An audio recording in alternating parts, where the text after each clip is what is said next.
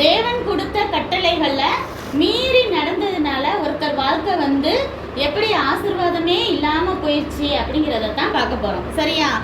அப்பா பேரு மனோவா. சொல்லுங்க. மனோவா. அவர் வந்து எந்த கோத்திரம்னா தான் கோத்திரம். சொல்லுங்க. தான் கோத்திரம். அவங்க இருக்கிற ஊர் பேர் வந்து சோரா. சொல்லுங்க. சோரா. சரி, அம்மா பேரு சொல்லப்படல. ஆனா அவங்க அம்மா கிட்ட தான் ஃபர்ஸ்ட் ஒரு ஏஞ்சல் வராங்க. வந்துட்டு என்ன சொல்றாங்கன்னா, உங்களுக்கு ரொம்ப வருஷமா குழந்தையே இல்லாம இருக்குதுல்ல, இன்னும் கொஞ்ச நாள்ல நீ கன்சீவ் ஆகி உனக்கு ஒரு பையன் பிறப்பான். அந்த பையன் பேர் என்னன்னா சிம்சோன் அப்படின்னு சொல்றாங்க. என்ன பேரு? சிம்சோன். அப்போ அந்த பையனை எப்படி வளர்க்கணும்னா, தேவனுக்கு நல்ல பயந்து நடக்கிறவனா வளரணும் அப்படின்னு சொல்லிட்டு கட்டளை கொடுக்குறாங்க.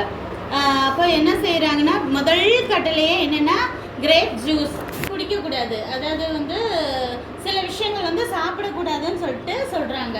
அது என்னன்னா